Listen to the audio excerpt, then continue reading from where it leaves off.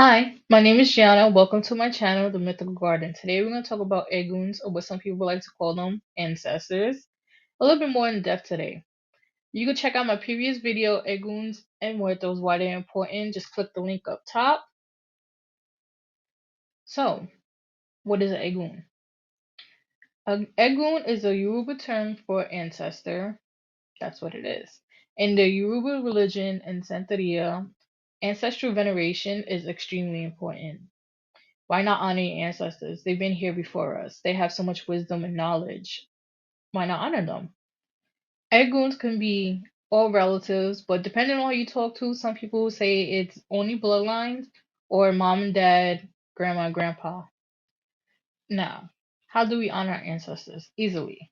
One, you have to create a space for them. It could be a little corner, a whole room. It's up to you.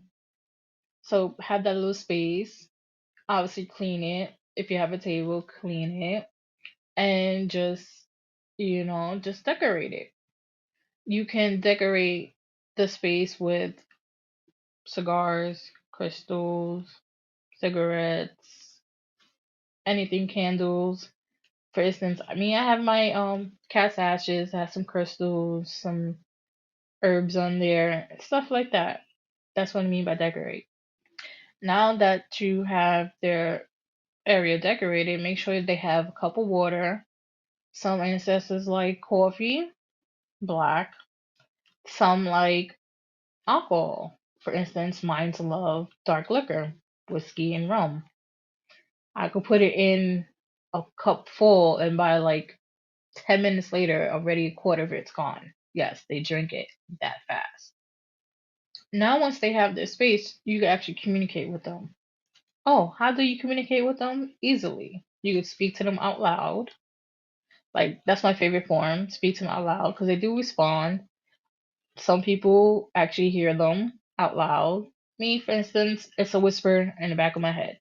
That's how I hear them. You can meditate, sit in the room, quiet, comfortable position, meditate.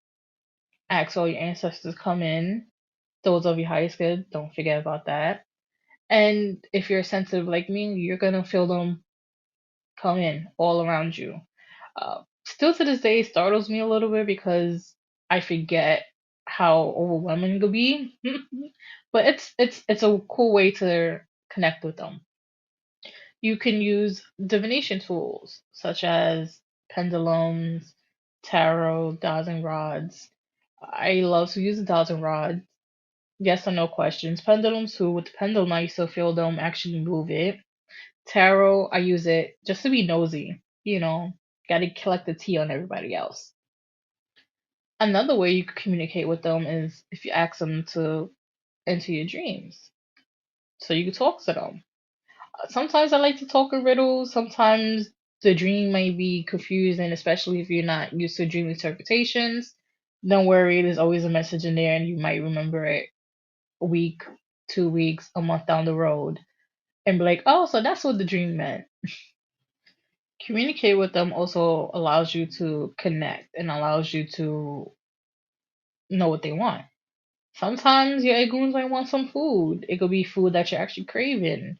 Or you could just make them a plate and put it on the table or in a space. For instance, if you're cooking chicken and rice, put the plate on the table. And that's their meal.